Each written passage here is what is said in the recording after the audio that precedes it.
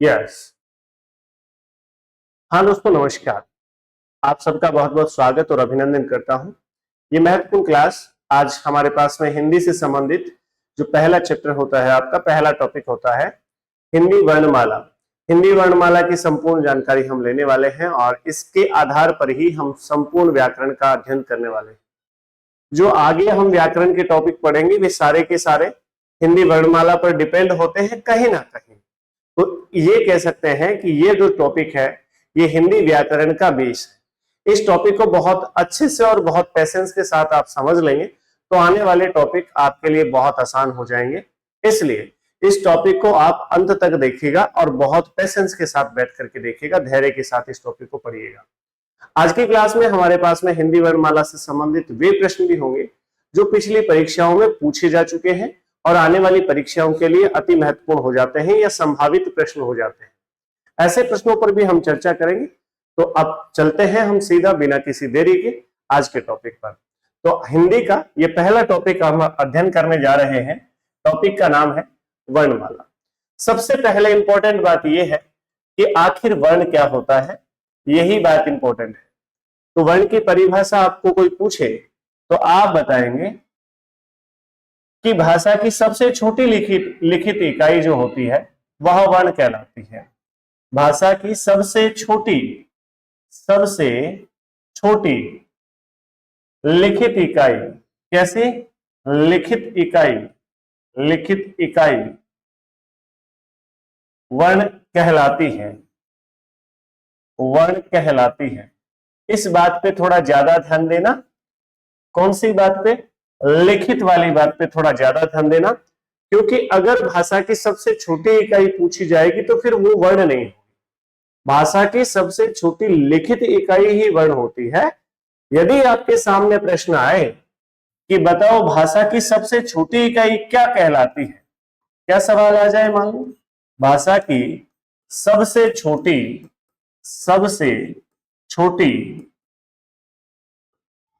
इकाई क्या कहलाती है, तो आप कहेंगे वह ध्वनि कहलाती है।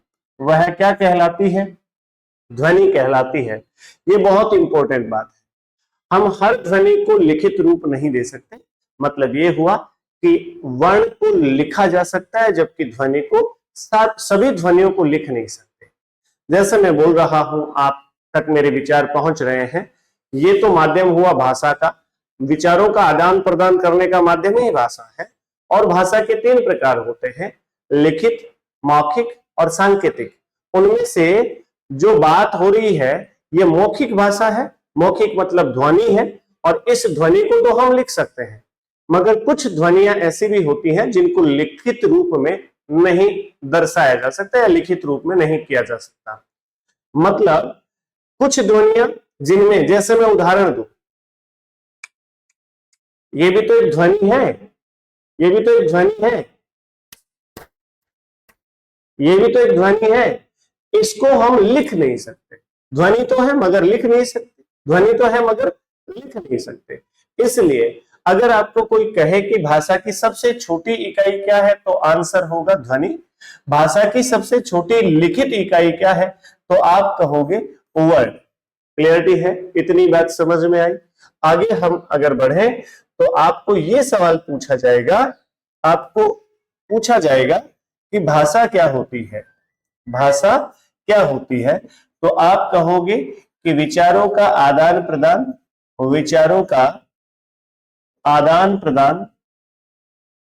प्रदान का माध्यम ही भाषा है। का माध्यम ही क्या है? माध्यम ही भाषा है। बिल्कुल ठीक बात है। विचारों का आदान प्रदान करने का माध्यम केवल भाषा ही है। इसके अलावा अब ये भाषा कितने प्रकार की होती है वो आपको ध्यान रखना है। 3 प्रकार की होती है। उसमें एक कौन सी होती है? लिखित भाषा। दूसरी कौन सी होती है? मौखिक भाषा। और तीसरी कौन सी होती है? जो आपकी है सांकेतिक भाषा। तीनों प्रकार की भाषाओं में सबसे ज्यादा महत्वपूर्ण जो होती है वह कौन सी होती है? लिखित भाषा। ये सबसे अच्छी भाषा मानी जाती है। जब आप किसी ऑफिस में जाते हैं और कोई अधिकारी अगर आपको किसी कार्य के करने से मना करता है तो आप कहते हो सर लिखित में दीजिए मुझे। वो लिखित में ही क्यों चाहिए आपको, सोचो। लिखित में इसलिए चाहिए क्योंकि वह परमानेंट मानी जाती है या प्रामाणिक मानी जाती है। जो आपने लिख दिया मतलब आपने वो कहा भी है और आपने वैसा व्यवहार किया भी है। अगर आप मौखिक रूप से कोई बात कहते हो और फिर उसके बाद उसका अगर कोई लिखित प्रमाण नहीं है तो उससे मुकरा जा सकता है, और मुकरते भी हैं लोग, आप समझते हैं, आप जानते हैं। इसीलिए हर चीज लिखी हुई ही मान्य होती है। तो सबसे श्रेष्ठ भाषा कौन सी होती है, बताओ श्रेष्ठ भाषा कौन सी होती है? श्रेष्ठ होती है लिखित भाषा। फिर एक भाषा होती है मौखिक, जो सीधी मुख से उच्चारित हुई और उसको भाषा का रूप मान लिया, यानी कि बात बोलकर भी समझाई जा सकती है, बात लिखकर भी समझाई जा सकती है, बात बोलकर भी समझाई जा सकती है, और एक तीसरा तरीका है बात संकेत के माध्यम से भी समझाई जा सकती है। तो सांकेतिक भाषा भी होती है। कौन सी भाषा भी होती है? सांकेतिक भाषा भी होती है। जैसे आपकी जो ट्रैफिक में जो बत्तियां होती है ना, वहां पर रेड लाइट होती है, रेड बत्ती होती है तो आप रुक जाते हैं, ग्रीन बत्ती होती है तो आप चल देते हैं। वहां ना तो कोई लिखकर समझाता आपको, वहां ना कोई आपको बोलकर समझाता, आप सिर्फ उस बत्ती को इशारा मानकर, संकेत मानकर उसका अनुसरण करते हैं। इसका मतलब वह विचार आप तक पहुंच रहा है।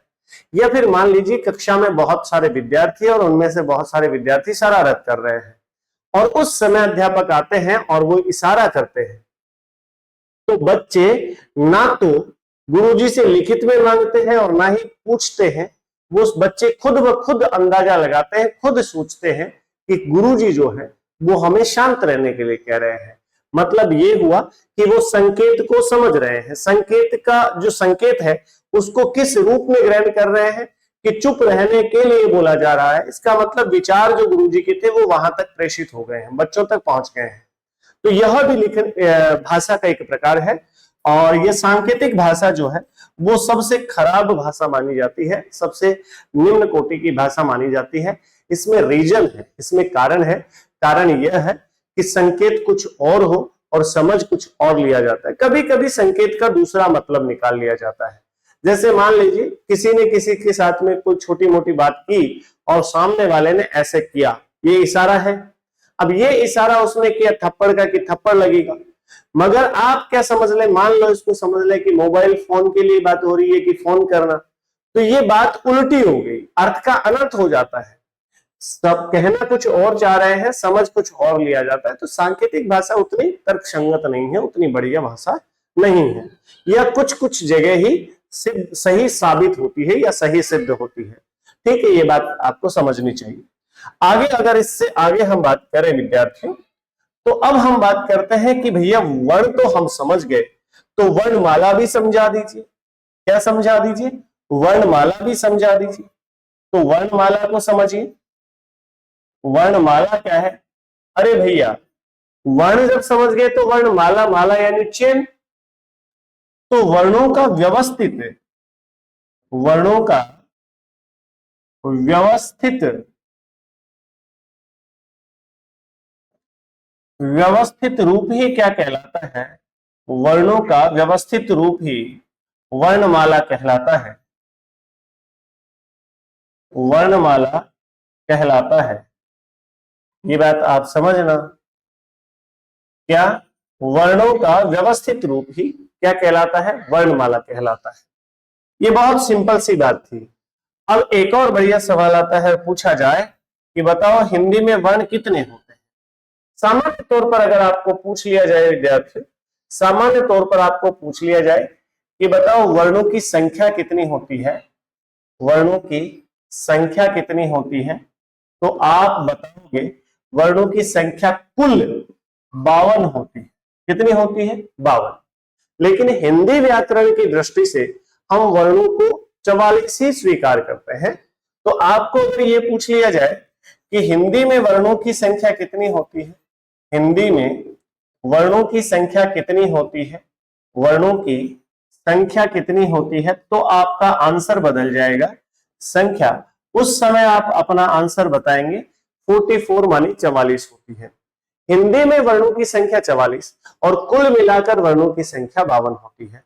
अब वो हिंदी में ही आते हैं मगर उनको हम वर्ण स्वीकार नहीं करते, उनको स्वतंत्र वर्ण स्वीकार नहीं करते।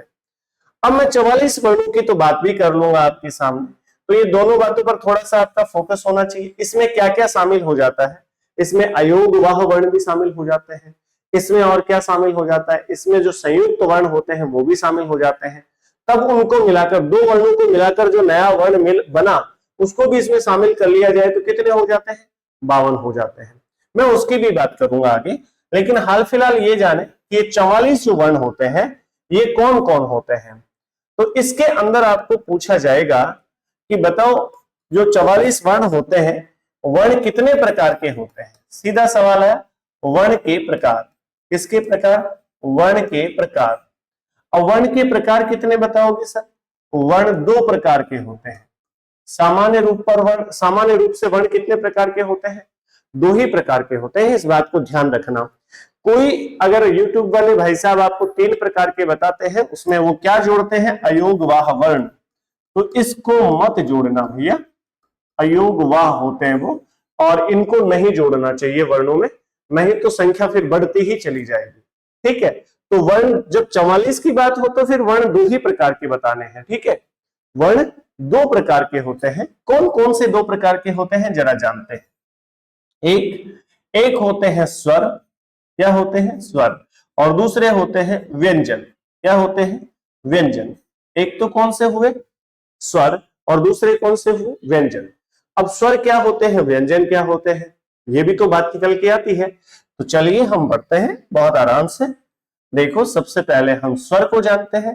अच्छा, इसमें ये बताओ मुझे, अगर ये 44 है तो स्वरों की संख्या कितनी है, स्वरों की संख्या है 11। ठीक है, स्वरों की संख्या 11, और फिर व्यंजनों की संख्या आप खुद बताएंगे कि व्यंजनों की संख्या कितनी है। व्यंजनों की संख्या होती है 33। 11 स्वर और 33 व्यंजन, इन सबको मिलाओगे तो वर्णों की संख्या आ जाएगी, कितनी है वर्णों की संख्या, 44। ये बहुत क्लियर होना चाहिए और बहुत शांति से आपको पढ़ना चाहिए। देखो ये जितनी भी बातें मैं आपको बता रहा हूं एकदम ऑथेंटिक बातें हैं, मतलब इसमें कोई किंतु परंतु नहीं है। जहां से भी आपने आज से पहले हिंदी पढ़ी है या हिंदी भाषा का अध्ययन किया है वो ठीक है, उस अपने ज्ञान को पास रखिए, मगर उसमें संशोधन करने के लिए हमारी क्लास को जरूर देखिए, और उस ज्ञान को और बढ़ाने के लिए आप इस क्लास को ज्वाइन करें, और यहां से आप पाएंगे कि वास्तविक जो चीजें होती हैं वो किस प्रकार से होती है, उसके पीछे लॉजिकल बातें हैं, उसके पीछे एकदम तथ्यात्मक बातें हैं। उन बातों को ध्यान में रखकर ही हम इस क्लास का आयोजन कर रहे हैं। आगे बढ़े तो हम बात करते हैं अब सबसे पहले स्वर की। किसकी बात करें भाई, स्वर की बात करते हैं। तो सबसे पहले बात आती है स्वर की। किसकी, स्वर की। स्वर कहते किसे है, पहला पॉइंट, तो स्वर की परिभाषा, वे वर्ण जो बिना किसी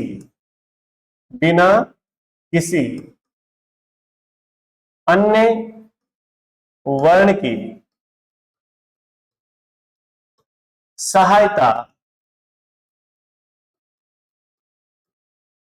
के उच्चारित किए जा सकते हैं, उच्चारित किए जा सकते हैं।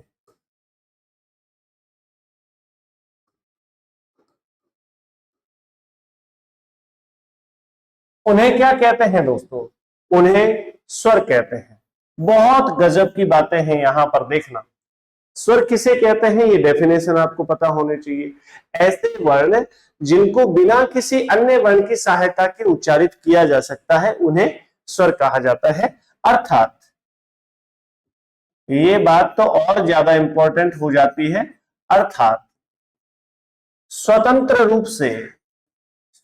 रूप से उच्चारित हो सकने वाले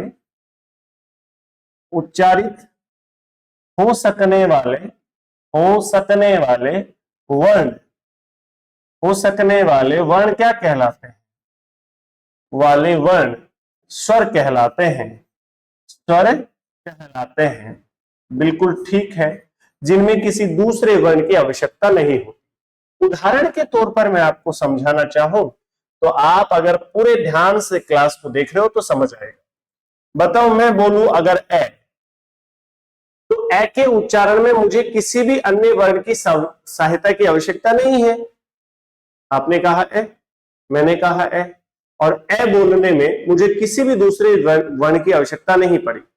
लेकिन जब मैं कहता हूं कै, बोलो कै, तो इस कै के उच्चारण में मुझे ए की आवश्यकता पड़ी, यानी कै है आधा और इसके साथ जुड़ा है ए, और जब जाकर के तब जाकर के ये क्या बना, पूरा वाला कै, ये वाला कै। इतनी बात समझ में आई क्या? बताओ मुझे, इतनी बात समझ में आई क्या? क्या बेहतरीन बात है। देखो, ए को हम स्वतंत्र रूप से उच्चारित कर सकते हैं, लेकिन इस कै में ए नहीं जोड़े, इसको नहीं इसकी सहायता ले तो इसका उच्चारण नहीं हो सकता। स्वरों का स्वतंत्र रूप से उच्चारण किया जा सकता है। बताओ क्लियर है कि नहीं? समझ में आ रहा है? ठीक है, क्लियरिटी है ना? आप भी पढ़ते चलिए, बहुत बढ़िया से। ठीक है, सुने, फिर इसके बाद आगे बढ़ते हैं। तो ये बात तो आपको समझ आई गई होगी दोस्तों, ये बात तो आपको समझ आई गई होगी। कौन सी वाली बात? सर ये बात तो अच्छे से समझ में आ गई कि ऐसे वर्ण जिनके उच्चारण में दूसरे वर्णों की सहायता नहीं लेनी पड़े, वह कौन से वर्ण कहलाते हैं? स्वर कहलाते हैं।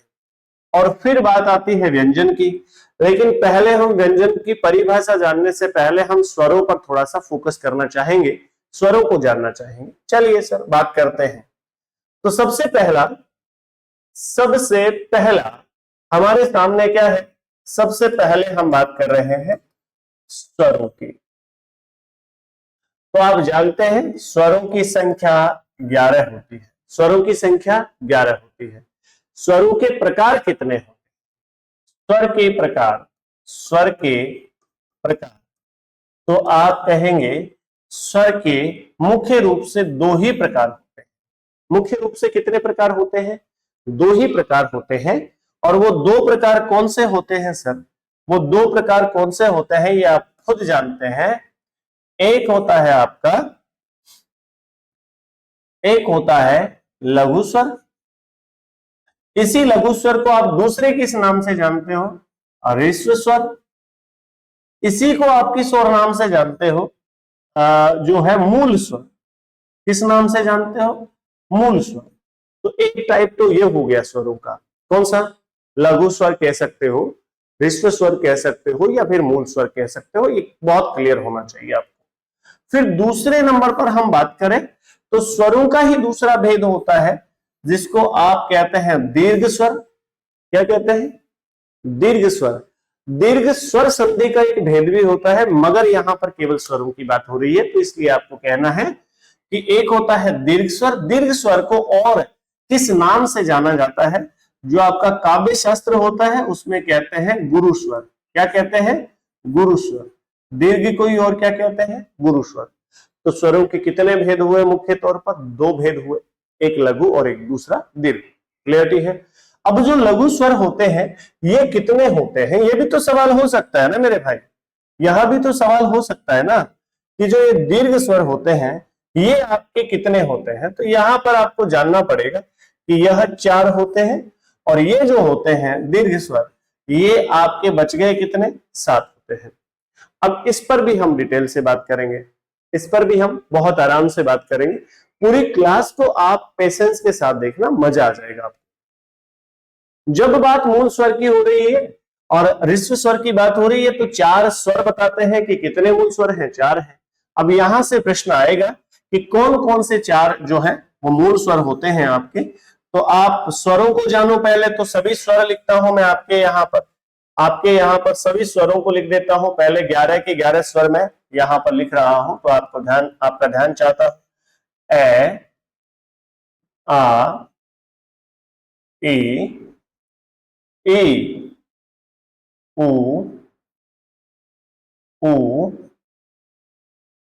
री, ए, आई, ओ और आओ। ये होते हैं आपके 11 स्वर। 11 स्वर। अब इनको हमें बांटना है दो भागों में। कुछ तो होते हैं लघु, कुछ होते हैं दीर्घ। अब लघु कौन कौन से होते हैं? तो रटना नहीं है मेरे भाई, रटना बिल्कुल नहीं है। पहला उठाओ, ये लघु है, शुरुआत छोटे से ही होती है ना, शुरुआत छोटे से ही होती है। तो ये ए, हम शुरू का ए ले रहे हैं तो ये लघु स्वर है। दूसरे को छोड़ दो, तीसरा ले लो, ये भी क्या है? लघु स्वर है। चौथे को छोड़ दो, पांचवा ले लो, ये भी क्या है? लघु स्वर। इसको छोड़ दो, फिर ये ले लो। तो अब कितने हो गए हमारे पास? काउंटिंग 4 होने चाहिए, काउंटिंग 4 होने चाहिए। जब हमारे 4 पूरे हो जाए तो हम रुक जाए। तो हो गए हैं ना 1 2 3 और 4। तो अब आप बता सकते हैं कि जो मूल स्वर होते हैं या आपके जो लघु स्वर होते हैं वो 4 कौन कौन से होते हैं? ए, ई, उ और री। तो बताओ, क्या बताओगे? ए, ई, उ, री। क्या बताओगे? ए, ई, उ, री। ये क्या होते हैं? ये होते हैं आपके मूल स्वर। और इनकी संख्या कितनी होती है? 4। कितनी होती है? 4। सीधा ही आ जाता है सवाल भैया, सीधा आया हुआ है। सब इंस्पेक्टर 2018 में पूछा गया, हाँ माफी चाहता हूँ, असिस्टेंट जेलर 2013 में पूछा गया सवाल है, मुझे जहां तक याद है, कि मूल स्वर कितने होते हैं। तो आपको वहां आंसर करना था 4, या फिर इनमें से मूल स्वर कौन सा है कौन सा नहीं है, ऐसा सवाल था। तो आपको आंसर छांट लेना है। ए, ई, उ, री, ये तो क्या होते हैं? मूल स्वर होते हैं। बाकी सब क्या होते हैं? दीर्घ स्वर होते हैं। मैं आपको ले चलता हूं थोड़ा सा आगे, और अब आप जानेंगे आपके बच गए हैं ना कौन से? दीर्घ स्वर बच गए हैं सर, दीर्घ स्वर बच गए हैं। ये दीर्घ स्वर जो होते हैं वो कितने होते हैं? आप खुद जानते हैं, वो 7 होते हैं। और वो कौन कौन से होते हैं? जो बच गए वो सब ई, उ, ए, क्या बोला हमने? ए, फिर ऐ, ओ, और फिर औ। ये कितने हो गए? कुल मिलाकर के 7। 7 क्या हो गए? दीर्घ स्वर हो गए। यहां तक की बात आपको क्लियर होनी चाहिए। बताओ, यहां तक की बात में किसी भी विद्यार्थी को कोई दिक्कत है क्या? और है तो फिर मुझे कमेंट बॉक्स में लिखकर जरूर पूछना। मैं आगे बढ़ रहा हूं, थोड़ा सा आपका ध्यान भी चाहता हूं, बहुत अच्छे से आपका ध्यान होना चाहिए क्लास पर। चलिए अगली बात पर जब हम आते हैं तो हमें पता करना है, क्या पता करना है सर? हम जानना चाहते हैं कि जो सर स्वर है वो केवल मुख्य आधार पर ही बांटे जा सकते हैं, कोई और भी तरीका है स्वरों का भेद करने का? तो हम कह सकते हैं कि स्वरों को उच्चारण काल के आधार पर, उच्चारण काल के आधार पर भी बांटा जा सकता है। काल के आधार पर स्वर कितने प्रकार के होते हैं? पर उच्चारण काल के आधार पर स्वरों के जो भेद होते हैं वो होते हैं 3। कितने होते हैं? 3। अब आपको समझना है कि उच्चारण काल के आधार पर 3 कैसे होते हैं। आप क्या कहोगे? पहला जो होता है लघु स्वर। कौन सा होता है? लघु स्वर। देखो सामान्य तौर पर स्वर होते हैं 2 प्रकार के, लेकिन बात उच्चारण काल यानी समय की आ जाए कि उच्चारण में लगने वाले समय के आधार पर, उच्चारण में लगने वाले समय के आधार पर स्वर कितने प्रकार के होते हैं? तो आप कहोगे 3 प्रकार के। पहला लघु स्वर, दूसरा दीर्घ स्वर, और तीसरा प्लुत स्वर। कौन से स्वर? प्लुत स्वर। तो ये होते हैं उच्चारण काल के आधार पर या उच्चारण में लगने वाले समय के आधार पर। इसमें क्या होता है? एक मात्रा का समय लगता है, एक मात्रा लगती है इसकी, और इसमें इसके उच्चारण में एक मात्रा के उच्चारण में जितना समय लगता है उतना ही समय लगता है। तो ये हुआ एक मात्रा वाला, यानी एक मात्रा में लगने वाला समय। और यहां पर 2 मात्राओं में लगने वाला समय, 2 मात्राओं में लगने वाला समय क्या कहलाता है? दीर्घ स्वर कहलाता है। 2 मात्राओं जितना समय लग जाए, यानी इससे दुगुना समय लग जाए, अगर लघु से दुगुना समय लग जाए ना उच्चारण करने में, तो उसको कहते हो आप दीर्घ स्वर। और 2 मात्राओं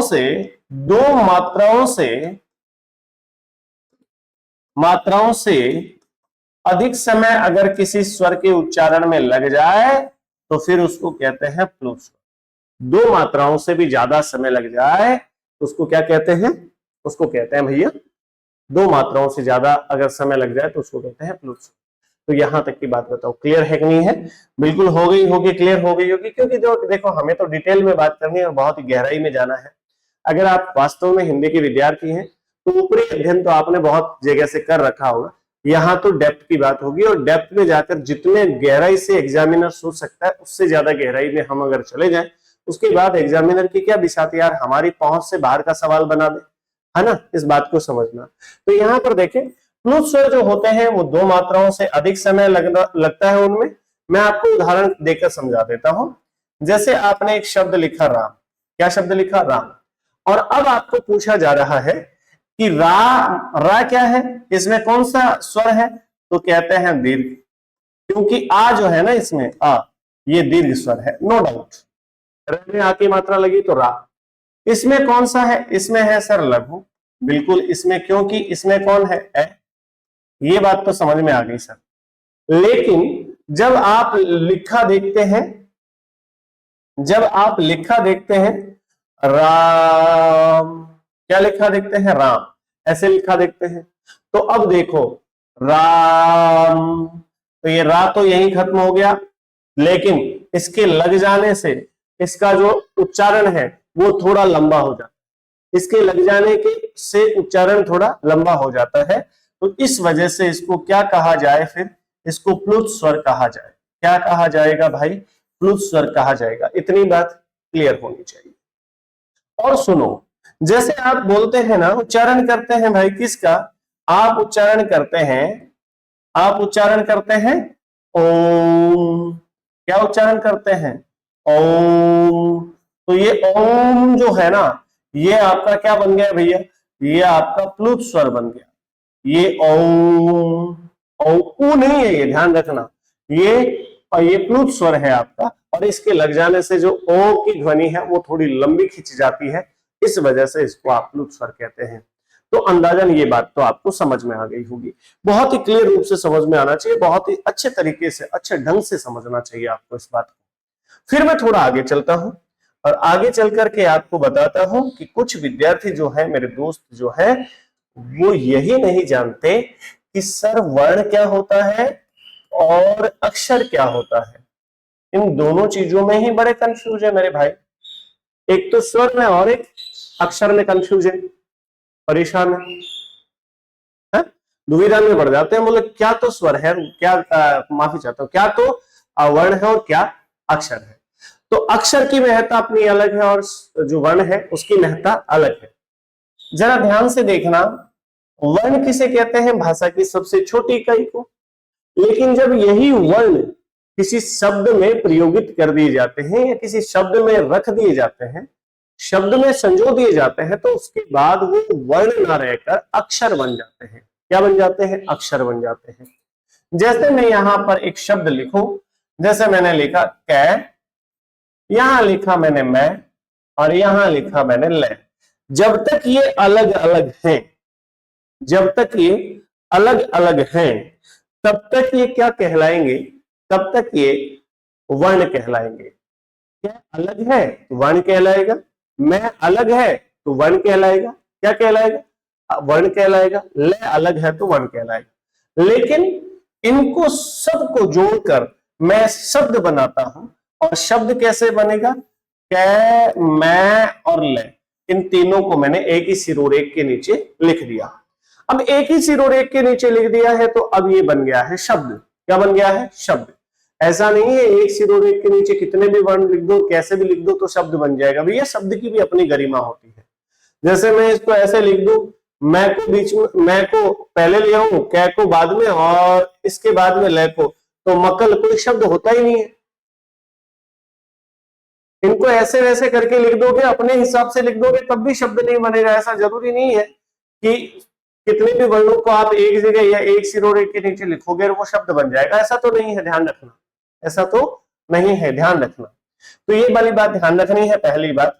चलो उसके बाद मैं आगे आपको ये समझाता हूं कि आप वर्ण में और जो अक्षर में कैसे भेद कर सकते हैं। ठीक है, तो ये वर्ण की बात हो गई। ये तो देखो क्या बन गया है, शब्द। क्या बन गया है, शब्द। लेकिन इस शब्द में आपको कोई पूछे तो बताओ कि वर्ण कितने हैं, तो वर्ण कितने हैं मैं बताता हूं, नीचे लिख के मैं आपको बताता हूं। एक आपने शब्द लिखा कमल, इसमें आपने पूछा वर्ण बताओ और अक्षर बताओ, वर्ण बताओ और क्या बताओ, अक्षर बताओ। तो यहां पर वर्ण कितने हैं इसमें कौन बताएगा, आप में से पहले आंसर कर लो, उसके बाद मैं आंसर देता हूं। इस शब्द में वर्ण कितने हैं, बहुत ही गजब की बात है और बहुत अच्छे से समझ में आनी चाहिए। बताओ, यस बताइए। पहले आप लिख लो कि वर्ण कितने हैं और अक्षर कितने हैं, कौन से शब्द में, कमल शब्द।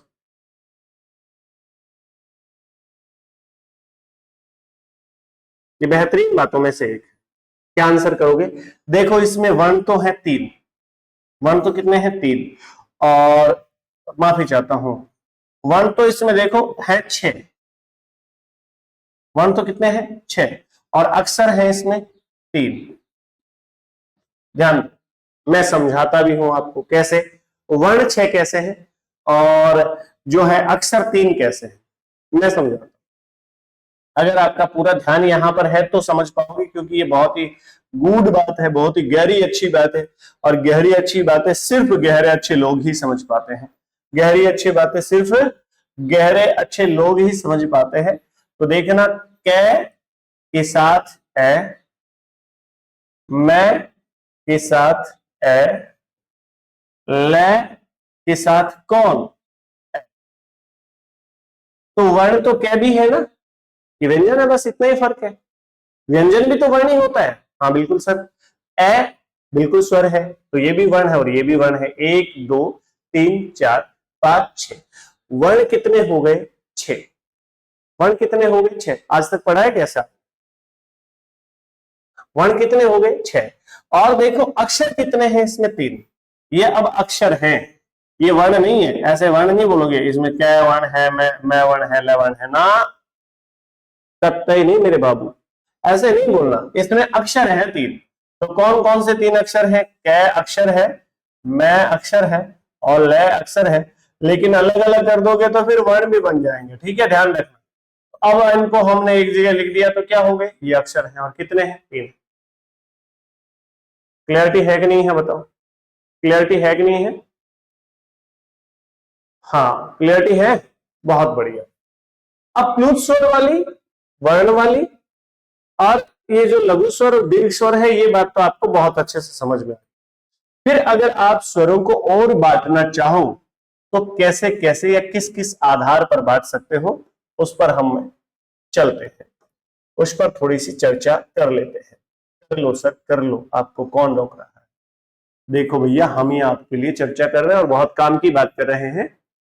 देखो, जिह्वा के आधार पर, किसके आधार पर, जिह्वा के आधार पर, आधार पर जो स्वर है उनके कितने प्रकार होते हैं, जिह्वा के आधार पर स्वरों के कितने प्रकार होते हैं। तो जिह्वा के आधार पर जो स्वर होते हैं वो 3 प्रकार के होते हैं। कितने प्रकार के, 3 प्रकार के होते हैं। ये बात समझ, आपको मेरी बात समझ में आ रही है। जिह्वा के आधार पर जो स्वर है वो कितने प्रकार के होते हैं, 3 प्रकार के होते हैं। गुरुजी 3 प्रकार के होते हैं तो तीनों प्रकार के नाम भी लिखने हैं। पहले मैं आपको एक जीवा बनाकर दिखा रहा हूं, ठीक है। ये जीवा है आपकी जीभ, क्या, जीभ, ये जीभ है। और इस जीवा में 3 पार्ट होते हैं, 1 2 और 3। ये नीचे वाला जो आपको जो पतला वाला सकरा वाला जो पार्ट दिख रहा है उसको आप अग्रभाग बोलते हैं। क्या बोलते हैं, आगे वाला भाग अग्रभाग। इसको आप मध्य भाग बोलते हैं। क्या बोलते हैं, मध्य भाग। और इसको आप पश्च भाग बोलते हैं। क्या बोलते हैं, पश्च भाग। इतनी बात समझ में आ गई क्या, बताओ। जो आपकी जिह्वा है उसको आपने स्वरों के आधार पर 3 भागों में बांट लिया, या उन स्वरों को जिह्वा के आधार पर 3 भागों में बांट लिया। कौन से 3 भागों में बांट लिया, अग्र स्वर, मध्य स्वर और पश्च स्वर। तो जिह्वा के आगे वाले भाग को स्पर्श करने वाले जो स्वर हैं वो कौन कौन से हैं, जरा समझो। जिह्वा के आगे वाले भाग को जो स्पर्श करने वाले वर्ण है वो कौन कौन से हैं, जरा समझने का प्रयास करें। एक होता है अग्र भाग से बोले जाने वाले जो स्वर है, वो होते हैं आपके ई, ए, आई। बताओ कितने हुए? 4।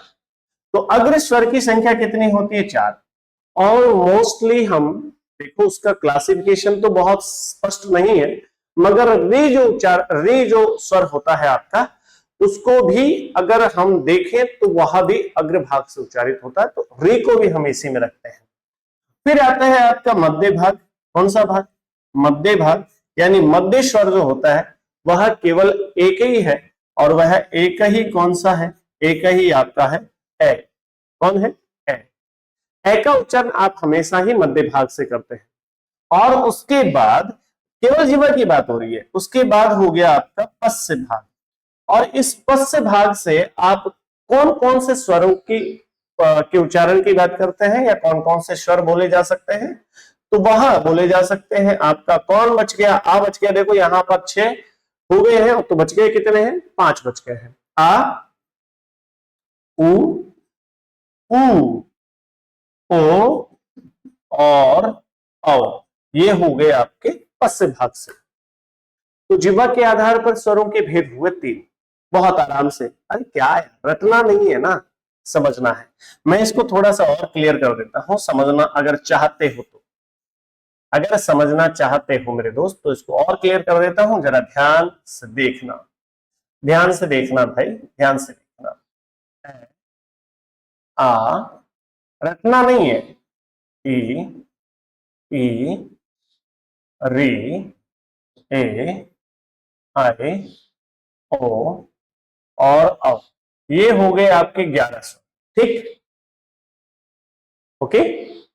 अब इन 11 स्वरों में से तीनों भागों में बांटना। इसको निकाल लो, ये मध्य है, भूल जाओ इसको, इसको भूल जाओ, ये मध्य है। या फिर ऐसे ये तरीका अपना लो कि 2 को छोड़ दो, 2 को रख लो, तो ये आ गए आपके अग्र में। ठीक है। फिर ये 2 क्या तीनों ही रख लो यार, ये भी तो आ जाता है। ये तो आप ऑथेंटिक तरीके से नहीं कह सकते, मगर ये भी आता है। फिर देखो पहले वाले ये आपके पूरे के पूरे क्या है? पूरे के पूरे अग्रस्वर है। इन अगर 2 को छोड़ दो तो ये सारे के सारे क्या है? अग्रस्वर है। कोई दुविधा ही नहीं है। ठीक है सर। अरे भैया बीच में क्या नहीं लिखा हमने? ऊ नहीं लिखा, ऊ और ऊ नहीं लिखा, ये माफी चाहता हूं भैया, है ना, मिस्टेक। तो यहां देखना ए, आ, ई, ऊ, री, ए, आई, ओ, औ। हमने कहा कि पहले 2 छोड़े तो फिर 2 ले लिए, फिर 2 छोड़ देते हैं, फिर 2 ले लेते हैं, ये वाले। तो फिर ये तो हो गए, देखो ई, ए, आई, ई, ए, आई, ये छोड़ने के बाद आगे थोड़ा सा तरीका देख लेना। फिर उसके बाद बीच वाला हम ले ही लेते हैं यहां पर, और फिर बच गए वो सारे किसमें आ ही जाएंगे। वो बच गए हैं वो सब के सब ऊ, ओ, औ और एक आपका आ, ये किसमें आ जाते हैं? पश्च स्वरों में आ जाते हैं। यहां तक की बात मेरे हिसाब से क्लियर है। यहां तक की बात मेरे हिसाब से बिल्कुल क्लियर है। ये क्लास आपको बहुत बेहतरीन लगे तो हमारे चैनल पर आ जाना, और चैनल पर आकर आप अपने इस क्लास को देख लेना, और आपको इससे भी बेहतर चीजें देखने को मिलेंगी। चलते हैं, हम आगे बढ़ते हैं। देखिए, अगर आपको बताया जाए तो एक बार वापस में रिपीट करा देता हूं। ठीक है, एक बार रिपीट कर लेते हैं, उसके बाद हम आगे बढ़ेंगे। ठीक है, हमने कहां से क्लास की शुरुआत की थी, ये देखिएगा जरा। कहां से हमने क्लास की शुरुआत की थी? यहां से। ठीक है, यहां से हमने क्लास की शुरुआत की। ओहो, इतना पढ़ लिया, इतना पढ़ लिया। ठीक है, तो एक बार थोड़ा सा रिपीट कर लेंगे सारे दोस्त। मैं आपको रिपीट करता हुआ दिखाता हुआ ले चलता हूं। चलो, ये देखो, बात वर्णमाला की कर रहे थे। वर्णमाला का अर्थ होता है वर्णों की माला। और यहां पर देखेंगे तो वर्ण की परिभाषा हमने देखी कि भाषा की सबसे छोटी लिखित इकाई तो वर्ण कहलाती है, मगर भाषा की सबसे छोटी इकाई जब पूछी जाए तो मैं ध्वनि बताऊंगा। और यहां पर कहा जाएगा कि भाषा जो विचारों का आदान प्रदान करने का माध्यम होता है वही भाषा होती है। भाषा 3 प्रकार की होती है। भाषा कितने प्रकार की होती है? 3 प्रकार की होती है। एक लिखित भाषा होती है जो सबसे अच्छी मानी जा सकती है, एक मौखिक भाषा होती है, एक आपकी सांकेतिक भाषा होती है। सांकेतिक भाषा बहुत अच्छी नहीं मानी जाती, कारण यह है कि इस संकेत का अर्थ कुछ लगाया जा सकता है। वर्णमाला की परिभाषा यूं कहोगे कि वर्णों का व्यवस्थित रूप ही या वर्णों का व्यवस्थित क्रम ही क्या कहलाता है, वर्णमाला कहलाता है। अगर थोड़ी सी आगे चलकर हम बात करें तो वर्णों की सामान्य तौर पर संख्या 52 बताते हैं। हिंदी में वर्णों की संख्या 44 बताते हैं, और ये 44 वर्ण तब है जब अयुग्म वर्ण निकाल देते हैं और क्या निकाल देते हैं, संयुक्त वर्ण निकाल देते हैं। उसके बाद जब पूछा जाता है कि वर्ण के प्रकार कितने होते हैं, तो दो प्रकार होते हैं, एक स्वर और दूसरा व्यंजन। स्वर आपके 11 होते हैं और व्यंजन आपके 33 होते हैं। कितने होते हैं? 33 होते हैं। उसके बाद हम सीधा स्वरों की तरफ आते हैं। सीधा किसकी तरफ आते हैं? स्वरों की तरफ आते हैं। और इस प्रकार से आपकी ये क्लास और होती है। ठीक है दोस्तों, तो ये अभी आपको समझना है कि जो स्वर और व्यंजन है उसको हम आगे कैसे कंटिन्यू करेंगे। आज के लिए तो इतना ही रखेंगे। आने वाली क्लास में इसी टॉपिक पर संपूर्ण जानकारी हम लेने वाले हैं। नमस्कार।